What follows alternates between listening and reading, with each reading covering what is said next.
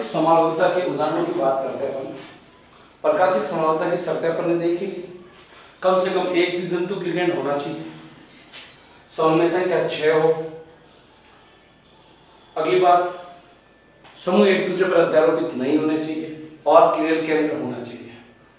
उस आधार पर हम उदाहरणों को लेते हैं। तो देखिए, सबसे पहले बात कि समन्वय संख्या 6, तो पहला उदाहरण हो गया जैसे CR EN का थ्राइस होल ब्रैकेट पर +3, ये उदाहरण है आपके पास जिसकी समन्वय संख्या 6, द्वितंतु लिगेंड है 6। अब इसकी अगर संरचना अपन माने तो समन्वय संख्या 6 के कारण जो ज्यामिति बनती है वो कैसे बनती है, अष्टवर्गीय। तो यहाँ हो गया CR 1 2 3 4 5 6, यहां लग गया आपका EN, यहां लग गया EN और यहां भी लग गया EN, पूरे की घात में हो गया कितना आपके पास +3। नेक्स्ट, अब प्रकाशिक समावता के लिए दर्पण लगा दो, ये हो गया दर्पण। दायां भाग बाईं तरफ चला जाएगा। तो देखो, इससे जो इसका रूप बनता है वो रूप बनेगा कुछ ऐसा, CR 1 2 3 4 5 6, दायां भाग बाईं तरफ। तो ये EN इधर से निकल आएगा। नेक्स्ट, ये EN यहां से निकल आएगा, ये वाला EN नीचे से निकल आएगा और जो पॉजिटिव चार्ज है वो आपका इधर, ठीक है, चार्ज जो है वो इधर आ गया। अब चेक करें कि इसमें से कौन सा रूप क्या प्रदर्शित करेगा। तो देखो, होगा क्या आपके पास, अगर इस रूप को मैं इस पे अध्यारोपित करूं, मतलब इसको इस पे सरकाना, तो आपने जैसे किरणता पढ़ी होगी, तो किरणता में आपने क्या देखा कि ये दायां भाग बाईं तरफ चला गया और उसको आप ऐसे सरकाते हो। तो ऐसे सरकाने से अंगूठे बाहर ले गए, ये एक दूसरे पर अध्यारोपण नहीं है, ये अध्यारोपण होता है। तो जब इस समूह को आप इस पे खिसकाओगे तो ये देखिए, ये समूह इस पर सट यूं आ गया, ऐसे कैसे सट। तो ये वाला पार्ट यहां से निकला है, ये वाला पार्ट यहां से निकला है, ये वाला पार्ट यहां से निकला है, मींस खाली जगह पर आए। इस EN पर ये EN नहीं आया, इसका मतलब अध्यारोपण नहीं है। तो अध्यारोपण नहीं है इसका मतलब प्रकाशिक समावता है। तो ये हो गया आपके पास 3 द्वितंतु लिगेंडों के कारण। अब 2 द्वितंतु लिगेंडों के कारण, अब इसमें समपक्ष और विपक्ष का चक्कर।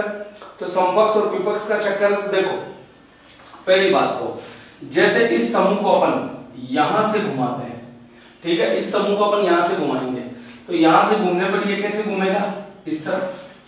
इसको घुमाने पर ये किधर घूमेगा, इस तरफ। बिकॉज यहां पर तो इसकी चोटी है, या यूं कहते तो चोटी को घुमा दो। चलो, ये चोटी को आपने घुमाया ऐसे, ये इसकी चोटी थी है, इसको आपने घुमाया इस तरफ। ऐसे ही इस चोटी को आपने घुमाया इस तरफ। इस तरफ तो घूमेगा नहीं क्योंकि योगी की नहीं है, योगी किस तरफ है, इस तरफ है।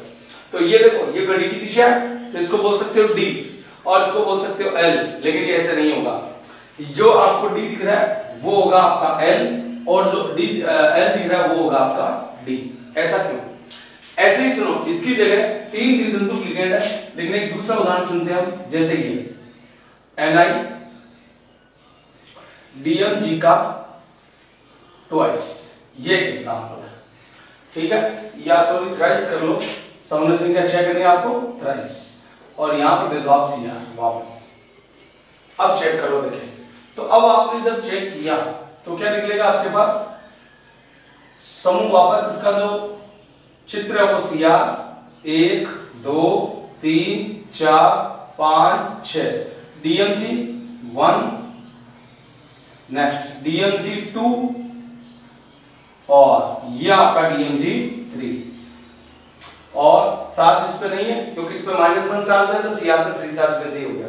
नेक्स्ट, ऐसे ही अब इसका दर्पण समावयवी बनाओ। दर्पण समावयवी जब आपने बनाया तो इससे क्या बनेगा, ये CR 1 2 3 4 5 6, ये वाला पार्ट मेरी तरफ DMG, ये वाला भाग उस तरफ DMG, ये वाला भाग इस तरफ DMG। दायां भाग कहां चला गया, बाईं ओर चला गया। अब वापस घुमाओ, ये घूमेगा इधर, ये घूमेगा इधर, तो एक रूप डी है, एक एल है, अभी नहीं लिखते इसको, फिर बाद में इसकी ट्रिक बनाएंगे। वैसे जब आपके पास इस हाथ की तरफ है ये ईएन, तो इसका मतलब ये क्या आपका डी है, और इस हाथ की तरफ है तो एल है, ठीक है। लेकिन मैं सभी एग्जाम्पल को बता देता हूं आपको, राजस्थान बोर्ड में तो नहीं, पर कंपटीशन एग्जाम में कई बार सवाल आ जाता है डी और एल को पहचानना। राजस्थान बोर्ड में तो सीधा एक ही एग्जाम्पल है, पर अपन सारे इसके पॉसिबल एग्जाम्पल बनेंगे और इसकी ट्रिक जो है वो भी आपको मैं बताने वाला हूं, ठीक है। तो जब तीन द्वितंतुक लिगेंड है, जब तीन द्वितंतुक, आप कहोगे अंतर क्या है, इसके दाता समूह समान है ईएन में, एन और एन, जबकि डीएमजी में दाता समूह कैसे हैं, अलग अलग है। डाइमेथिल ग्लाइऑक्सिन बता चुका हूं मैं आपको, उसमें दाता समूह एन और ओ है, द्वितंतुक लिगेंडों में देखिए। नेक्स्ट, ये तो हो गए तीन द्वितंतुक लिगेंड। अब दूसरा करते हैं जब दो द्वितंतुक लिगेंड हो, तो जैसे सीआर, ईएन का ट्वाइस, Cl2, होल ब्रैकेट पे लग गया आपका प्लस का चार्ज। अब इसका डी और एल बताओ, तो देखो इसका डी और एल क्या बनेगा आपका, ये हो गया सीआर 1 2 3 4 5 6, तो यहां हो गया आपका ईएन, नेक्स्ट ये हो गया आपका ईएन, नेक्स्ट ये Cl और Cl, यहां पर हो गया आपका प्लस का चार्ज। दर्पण बना दो, दर्पण में देखा तो जब भी प्रकाशिक समावेश को देखते हैं, दायां भाग कहां चला जाता है, बाईं ओर चला जाता है। देखो दायां भाग बाईं ओर, तो ये वाला भाग मेरी तरफ, ये वाला भाग इस तरफ, ये वाला भाग Cl और Cl इस तरफ, और पॉजिटिव चार्ज। चेक करो एक दूसरे पर अध्यारोपित है क्या, एक अध्यारोपण का एग्जांपल भी अभी बताएंगे, पर पहले आप वो एग्जांपल देख लो जो प्रकाशिक समानता प्रदर्शित करते हैं। तो देखिए इस समूह को आपने इस पे सरकाया तो 59, ये वाला समूह यहां से निकला है, ये वाला समूह यहां से निकला है, मतलब एक दूसरे ने एक दूसरे को नहीं दबाया, इसका मतलब अध्यारोपण नहीं है, इसका मतलब प्रकाशिक समायोजकता है। नेक्स्ट, ये वाला समूह किधर जाएगा, इस तरफ घूमेगा, ये वाला समूह किधर जाएगा, इस तरफ घूमेगा। नेक्स्ट, डी और एल भी पहचाना बाकी है, सिर्फ एक घुमाया है, कैसे घुमाया जा सकता है। तो जो बड़ा समूह किधर जाएगा, छोटे वाले समूह की तरफ जाएगा, और इस तरफ इसलिए नहीं घूम सकता क्योंकि यौगिक नहीं है, यौगिक इस तरफ है, इसमें यौगिक इस तरफ है। जब तीन द्वितंतुक लिगेंड हो गए, जब दो द्वितंतुक लिगेंड हो गए, अब लास्ट जब एक द्वितंतुक लिगेंड हो, तो तीसरा जब एक द्वितंतुक लिगेंड जैसे सीआर, ईएन, NH3 का ट्वाइस Cl2, वही सारे एग्जाम्पल है जो आपने ज्यामितीय समानता में समन्वय संख्या 6 में द्वितंतुक लिगेंडों के कारण पढ़े थे, ठीक है। तो यहां पर भी एक कब प्रदर्शित करेगा, जब आपका द्वितंतुक और एक दंतुक का दाता समूह कैसा हो, समान हो। नेक्स्ट, तो इसका अगर हम संरचना सूत्र बनाना चाहें तो वो कुछ ऐसा बन जाएगा, Cr 1 2 3 4 5 6 द्वितंतुक यहां पर जोड़ दो, फिर NH3 एक दंतुक NH3 और NH3, फिर Cl तो Cl और Cl, और चार्ज लग गया सभी पर क्या, पॉजिटिव। नेक्स्ट, प्रकाशिक समायोजकता है, दर्पण बना लो, दर्पण में देखा आपने, तो दर्पण में आपको क्या नजर आया, दर्पण में देखा तो आपको देखो ये Cr 1 2 3 4 5 6, दायां भाग बाईं तरफ चला गया, तो ये वाला भाग किस तरफ चला गया, इस तरफ आ गया। नेक्स्ट, ये वाला भाग इस तरफ, तो NH3, और ये वाला भाग भी NH3, ये वाला भाग Cl और Cl, बीच में से प्लस। चेक करो, इसको इस पर रोपित करो, तो जब इसको आप इस पर सरकाते हो तो ये वाला ईएन कहां से निकल आता है, यहां से। इस ईएन पर कौन आता है, NH3, इस Cl पर कौन आता है, ये वाला समूह NH3, इस NH3 पे कौन आता है, Cl, बीच वाला तो वही आएगा। देखो यहाँ EN और Cl, तो यहाँ पर भी EN और Cl, पर कोई भी चीज जो घूमती है, रोटेट होती है, वो कहां से होती है, किनारों से होती है, और किनारे क्या है, एक जैसे समूह को नहीं दबाया, और नहीं दबाने के कारण यह अध्यारोपण नहीं है, इसका मतलब प्रकाशिक समानता है। अब अध्यारोपण कैसे होता है वो भी सीख लो, ये 4 एग्जांपल है प्रकाशिक समानता के। जब तीन द्वितंतुक लिगेंड हो जिसमें दाता समूह समान और असमान हो, जब दो द्वितंतुक लिगेंड और जब एक द्वितंतुक लिगेंड हो। अब इनमें से किसी एक का विपक्ष ले लो, विपक्ष रूप प्रकाशिक समावेशी नहीं होगा। देखो कैसे है, जैसे ये आपने इसी का ले लेते हैं अपन, इस वाले का Cr, En का ट्वाइस Cl2, होल ब्रैकेट पर प्लस। तो मैंने इसके दो चित्र बनाए विपक्ष वाले सिया 1 2 3 4 5 6। यहां बन गया आपका EN, यहां भी बन गया आपका EN, इधर हो गया Cl और Cl, उस पे चार्ज हो गया आपका प्लस। बनाओ।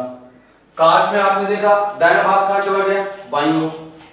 दायां भाग बाईं ओर जाने से देखो क्या यौगिक बनता है, Cr 1 2 3 4 5 6। दायां भाग बाईं तरफ EN, ये भी उस तरफ EN, बीच वाले तो वही Cl और Cl। हुआ क्या, इस समूह को इस पे सरकाया तो EN को किसने दबा दिया, EN ने, इस EN को भी EN ने। इसका मतलब यह आपका अध्यारोपण हो चुका है, ये क्या आपका अध्यारोपित हो चुका है, अध्यारोपित। और अध्यारोपित होने की वजह से यह प्रकाशिक समावयवी नहीं है। तो समझ गए होंगे आप इन एग्जांपल से कि प्रकाशिक समावता कब प्रदर्शित होगी, जब समूह एक दूसरे पर अध्यारोपित नहीं है। अब D और L को पहचानना सीखो। D और L को पहचानने की ट्रिक आपके पास ये है, जब लिगेंड समान है उसके दाता समूह मतलब डोनर भी समान है। दाता समूह लिगेंड समान, दाता समूह समान, तो जब घड़ी की दिशा में घूमेगा तो L होगा और घड़ी की उल्टी दिशा में घुमा तो क्या होगा, D होगा। Next point number 2, trick number 2, ligand समान, दाता समूह असमान, दाता समूह असमान, या यूं बोल सकते हो आप लिगेंड एक से ज्यादा प्रकार के या दो प्रकार के लिगेंड है। ठीक है, जैसे इसमें देखो दो द्वितंतुक लिगेंड है, दो एक तंतुक अलग अलग है, तो अलग अलग हो, जब क्या हो, अलग अलग हो, तो घड़ी की दिशा में होगा वो D और घड़ी की उल्टी दिशा में होगा वो L। और तीसरा, सभी लिगेंड अलग अलग हो, सभी लिगेंड अलग अलग हो, अलग अलग, तो बारात लाएंगे, बारात लाएंगे। ठीक है, और बारात किस तरफ आती है, प्रबल क्षेत्र से दुर्बल की तरफ। बारात कौन लाता है, ताकतवर आदमी, तो जो प्रबल क्षेत्र लिगेंड होगा। अब प्रबल और दुर्बल का पता कैसे चले, जिसमें दाता समूह कार्बन और नाइट्रोजन है वो कैसा आपका प्रबल क्षेत्र लिगेंड है, वो कैसा होगा, प्रबल क्षेत्र लिगेंड। चलो एक एक को करके देखते हैं। देखो सबसे पहले आपको घुमाना आना चाहिए, तो घुमाओगे किधर, यौगिक को यहीं से घुमाना आपको, तो जैसे ऊपर, क्योंकि नीचे से थोड़ी घुमाओगे, चोटी पकड़ के तो घुमाओगे, इसकी चोटी पकड़ के घुमाई किस तरफ, घड़ी की दिशा। नेक्स्ट इधर तो है नहीं समूह, इधर है, चोटी पकड़ के घुमाया घड़ी की उल्टी दिशा। घड़ी की दिशा में है तो D होना चाहिए, परंतु लिगेंड समान और दाता समूह भी समान है, इस कारण हम सोचेंगे उसका उल्टा, तो ये हो गया L और ये क्या हो गया आपका D। ये ट्रिक है, इससे आपके सारे क्वेश्चन सही हो जाएंगे। नेक्स्ट उसके बाद इसको आपने किधर घुमाया, इस तरफ घड़ी की दिशा, ये कैसी होगी, घड़ी की उल्टी दिशा, क्लॉकवाइज एंटी क्लॉकवाइज, लेकिन लिगेंड तो समान है पर दाता समूह अलग अलग, तो ये हो गया इसका D रूप और ये कैसा हो गया इसका L रूप। नेक्स्ट सभी लिगेंड अलग अलग हो तो सेम ट्रिक लगेगी। सेम ट्रिक क्या, लिगेंड समान दाता समूह असमान, इसमें और इसमें असमानता का गुण आता है। जब दो प्रकार के लिगेंड हो तो असमानता का गुण माना जाता है, तो मींस ये घूम रहा है इस तरफ, ये घूम रहा है इस तरफ, तो वापस ये हो गया D, ये हो गया L। लेकिन इसमें सभी लिगेंड असमान है, तो अब प्रबल और दुर्बल को देखते हैं। तो देखो इसमें EN में दाता समूह कौन, नाइट्रोजन और नाइट्रोजन, दो नाइट्रोजन। NH3 में नाइट्रोजन, Cl में क्या आपके पास Cl, तो इसका मतलब कार्बन और नाइट्रोजन जिसके पास है वो प्रबल है, तो सबसे प्रबल कौन हो गया, द्वितंतुक लिगेंड हो गया, और सबसे दुर्बल कौन हो गया, Cl हो गया। अब ये दो तरह से बारात लाएंगे, किधर से किधर, दुर्बल से प्रबल। तो एक तरीका तो यूं घुमा दो और एक तरीका आपके पास ऐसे। तो जब बारात लाते हो तो बारात में मजा कब आएगा, जब बारात लंबी हो। दैट मींस यह तरीका आपका सही माना जाएगा, और यह तरीका कैसा आपका, घड़ी की उल्टी दिशा, तो ये हो गया आपका L। नेक्स्ट उधर चेक करो, सबसे प्रबल कौन, ये।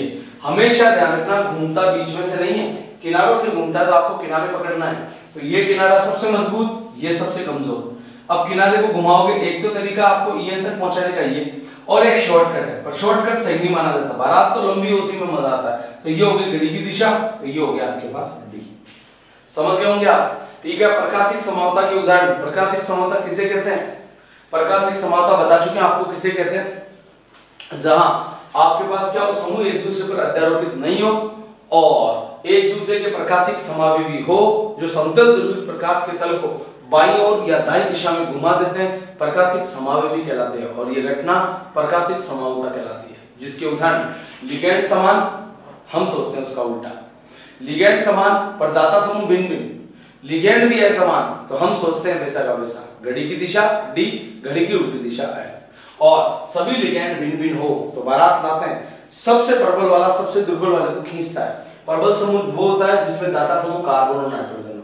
अब इसमें नाइट्रोजन इसमें भी है, इसमें भी, पर ये द्वितंतुक लिगेंड है और द्वितंतुक लिगेंड में कीलेटकारी प्रभाव पाया जाता, आपको पढ़ाया था, जिसके कारण ये प्रबल है और यह प्रबल दुर्बल वाले को अपनी तरफ खींचता है।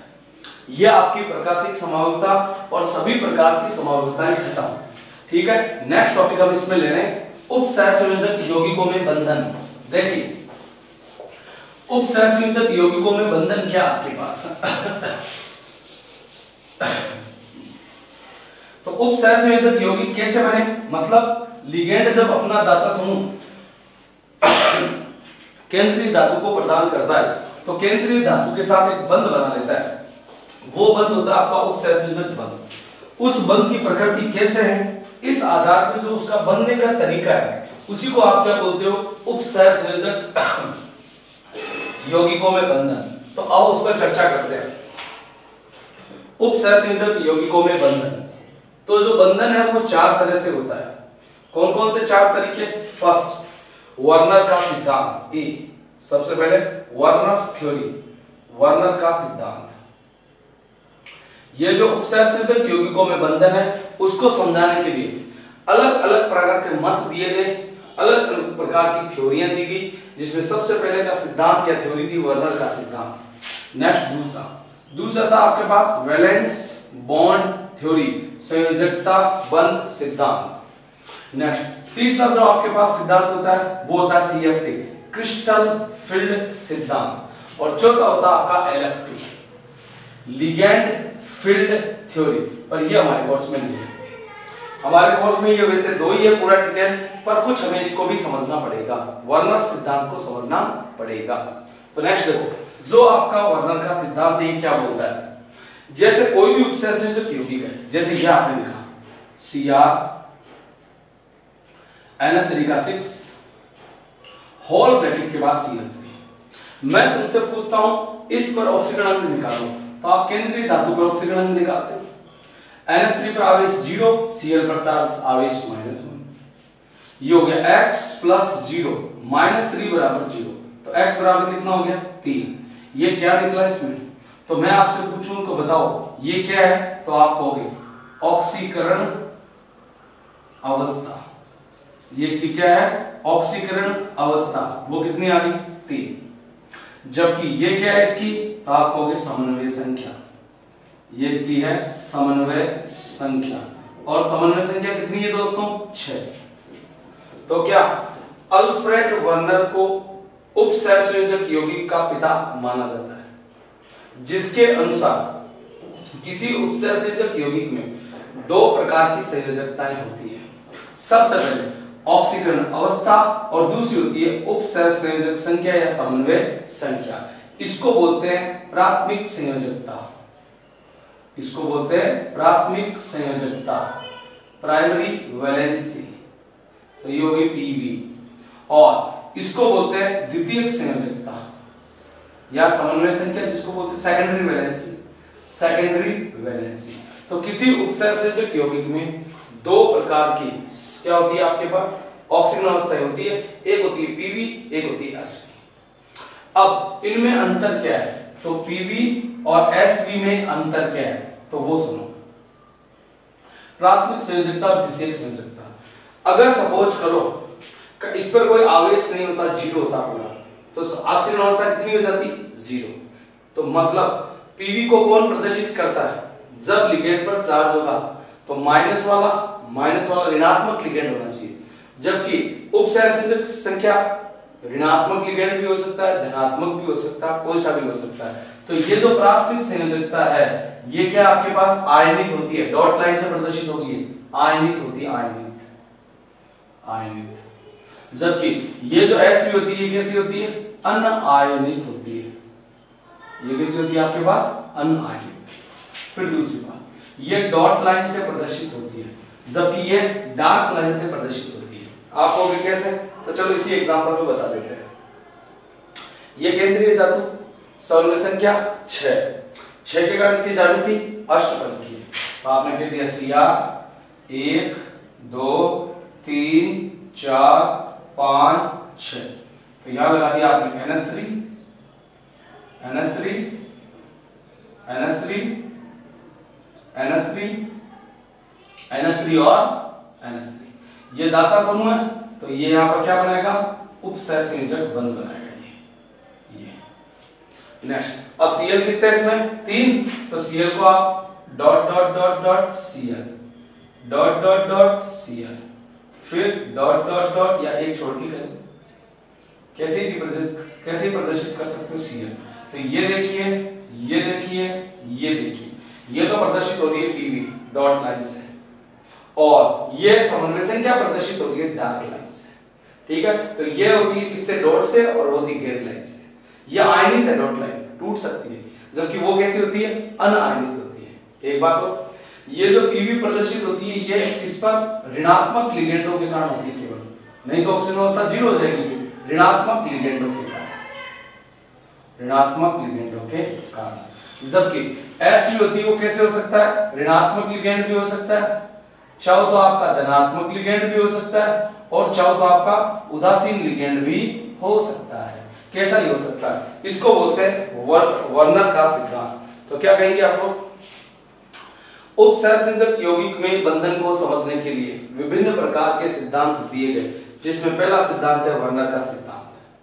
वर्नर, अल्फ्रेड वर्नर को उपसहसंयोजक यौगिकों का पिता बोला जाता है। नेक्स्ट, इसमें होता क्या है? किसी उपसहसंयोजक यौगिक में 2 प्रकार की संयोजकताएं होती है। एक होती है प्राथमिक संयोजकता और एक होती है द्वितीयक संयोजकता। प्राथमिक संयोजकता किससे प्रदर्शित होगी? ऑक्सीकरण अवस्था से। द्वितीयक संयोजकता किससे होती है? समन्वय संख्या से। प्राथमिक संयोजकता और द्वितीयक संयोजकता में अंतर स्पष्ट करो। तो ये आयनित होती है, ये अनआयनित होती है। ये ऋणात्मक लिगेंडों से प्रदर्शित होती है, यह किसी भी प्रकार के लिगेंडों से प्रदर्शित हो सकती है। प्राथमिक संयोजकता डॉट लाइन से प्रदर्शित होगी, जबकि द्वितीयक संयोजकता डार्क या गहरी लाइन से प्रदर्शित होती है। ये हो गया हमारा क्या? वर्नर का सिद्धांत। नेक्स्ट, जहां से राजस्थान बोर्ड सवाल पूछता है, वीबीटी संयोजकता बंध सिद्धांत। संयोजकता बंध सिद्धांत, यह सिद्धांत देने वाला जो वैज्ञानिक था उसका नाम था लाइनस पॉलिंग। लाइनस पॉलिंग द्वारा यह सिद्धांत दिया गया। अब है क्या भाई इसमें? देखो 5-6 पॉइंट है इसके, उदाहरण हम आगे बाद में देखेंगे, लेकिन पहले केवल वीबीटी को समझते हैं। तो वीबीटी सिद्धांत ने क्या कहा? जैसे किसी उपसहसंयोजक यौगिक में एक तो केंद्रीय धातु होती है और कुछ लिगेंड होते हैं। तो है क्या ये सिद्धांत? क्या बोलता है? लिगेंड अपना लोन पेयर केंद्रीय धातु को देगा, पहला पॉइंट। इसी से हमें पूरे पॉइंट ध्यान रखना। एक चीज तुम ध्यान रखो कि ये जो केंद्रीय धातु होती है हमेशा डी ब्लॉक की होती है, क्योंकि डी ब्लॉक की जो धातु होती है उसमें डी कक्षक रिक्त होते हैं, और उन रिक्त कक्षकों में इलेक्ट्रॉन या लोन पेयर एकाकी इलेक्ट्रॉन युग्म आ सकते हैं। ठीक है, तो ये हमेशा डी ब्लॉक की होती है, लिगेंड हमेशा लगभग पी ब्लॉक का होगा। ठीक है, तो नेक्स्ट चलो, यहां से डी ब्लॉक की होगी, तो डी ब्लॉक की जो धातुएं हैं वो कैसी होती है? द्विडंबलाकार होती है, ऐसे ऐसे। और ये पी ब्लॉक की तो कैसी होगी आपके पास? डंबल के आकार की होगी। तो एक एक पॉइंट की बात करते हैं। वीबीटी सिद्धांत लाइनस पॉलिंग द्वारा दिया गया। नेक्स्ट, फर्स्ट पॉइंट, सर्वप्रथम लिगेंड अपना लोन पेयर केंद्रीय धातु को प्रदान करता है। तो point number 1, ligand lone pair किसको? केंद्रीय धातु को प्रदान करता है। केंद्रीय धातु को प्रदान करता है। ये अपना लोन पेयर किसको देगा? केंद्रीय धातु को प्रदान करेगा। नेक्स्ट पॉइंट नंबर 2, अगर कोई तुम्हें पैसा दे रहा है तो तुम्हारी जेब खाली होनी चाहिए। ये इसको लोन पेयर देगा, तो केंद्रीय धातु जो है उसमें क्या होने चाहिए? रिक्त डी कक्षक उपलब्ध होने चाहिए। तो क्या इसके लिए, किसके? लोन पेयर ग्रहण करने के लिए इसके लिए केंद्रीय धातु के पास रिक्त डी कक्षक उपलब्ध होने चाहिए। रिक्त डी कक्षक उपलब्ध होने चाहिए। अगर ये नहीं रहते तो वो प्रदान नहीं कर पाएगा। नेक्स्ट, ये लोन पेयर देगा पहला पॉइंट, ये लेगा। इन दोनों के बीच आदान प्रदान से उपसहसंयोजक यौगिक बनता है। तो नेक्स्ट, तीसरा पॉइंट हो गया आपके पास, लिगेंड लोन पेयर दान करके व केंद्रीय धातु लोन पेयर ग्रहण करके उपसहसंयोजक बंध बनाती है। जिनकी संख्या के आधार पर, वेरी मोस्ट, जिनकी संख्या के आधार पर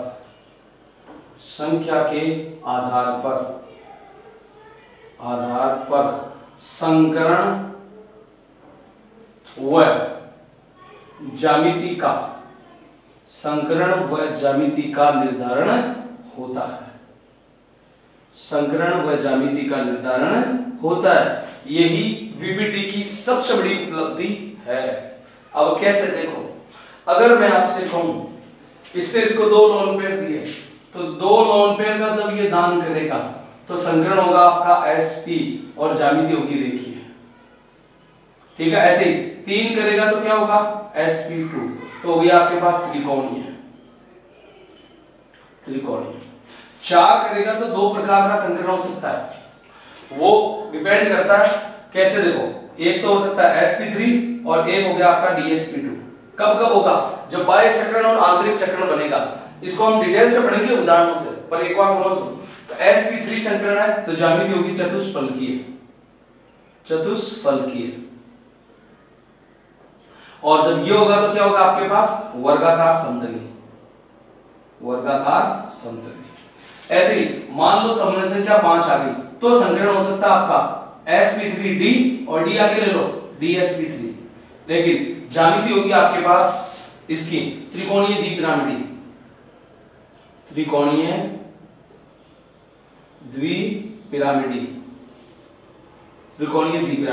ऐसे जब 6 ले लिया तो संकरण होगा आपका या तो sp3d2 या d आगे आ जाएगा तो हो गया d2sp3 और ज्यामिति होगी अष्टफलकीय। ये सभी बातें जो है, ये जब मैं वीबीटी के एग्जाम्पल कराऊंगा तो आपको समझ में आ जाएंगे कि जब बाह्य चक्रण संकुल बनेगा, ये इसका वीबीटी का पॉइंट है जो अभी समझ में नहीं आएगा, उदाहरण जब बताएंगे तो इजीली समझ में आ जाएगा। देखो पॉइंट क्या है, 6 पॉइंट है वीबीटी के। लोन पेयर देगा, खाली कक्षक होने चाहिए, लेवा देवी कर उपसहसंयोजक बंध बनाते हैं, जिनकी संख्या के आधार पर संकरण और ज्यामिति का निर्धारण होते हैं। अब चौथा पॉइंट क्या, वो सुनो ध्यान से। इसका काम है लोन पेयर देना, इसका काम है लोन पेयर लेना। लोन पेयर कहां जाएंगे, खाली कक्षकों में। अब वो कौन से खाली में गए, अगर अंदर वाले खाली में जाता है तो बनता है आंतरिक चक्रण संकुल, या इसको बोल सकते हो आप लोअर स्पिन। ठीक है, आंतरिक चक्रण संकुल, या बोल सकते हो क्या इसको, लोअर स्पिन।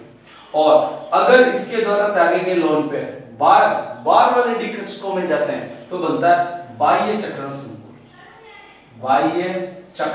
संकुल। हिंदी में इसको एक बार और बोल सकते हैं, बाह्य का मतलब होता है उच्च चक्रण और इसका लोअर का मतलब होता है निम्न चक्रण।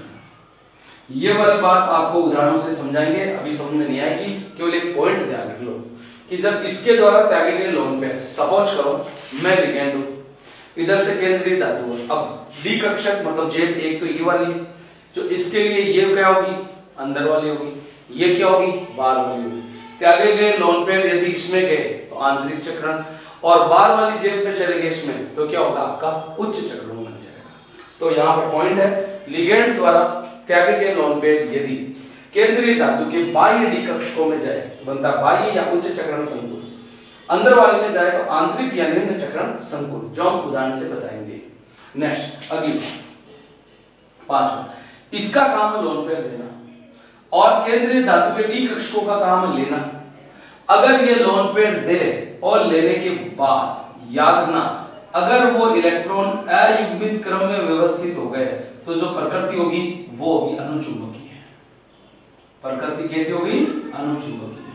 अगर वो इलेक्ट्रॉन युग्मित क्रम में व्यवस्थित हो गए तो प्रकृति कैसी होगी भाई? प्रतिचुंबकीय। ये सभी उदाहरणों से एक झटके में समझ में आ जाएगा, पर पहले थ्योरी तो पढ़ लें तो होगा प्रतिचुंबकीय। और लास्ट और छठा पॉइंट क्या है सुनो, वो है राजस्थान बोर्ड ने डायरेक्ट पूछा, पश्च आबंधन किसे कहते हैं? पश्च आबंधन इंग्लिश में इसको बोलते हैं बैक बॉन्डिंग। बैक बॉन्डिंग क्या है? तो बैक बॉन्डिंग क्या है सुनो, ये तो केंद्रीय धातु, ये लिगेंड, ये होता है डी, तो ये होगा बाइडम्बर सेट द्विडम्बलाकार, ये हो गया आपके पास डम्बलाकार। अब होता क्या है, डी कक्षक खाली होता है, इसके पास पहले क्या आपके पास इलेक्ट्रॉन है, ये जब अपने इलेक्ट्रॉन इसको देगा तो ये आंशिक रूप से भर जाएगा, भर गया तो इसके कक्षक कैसे हो गए फिर? खाली।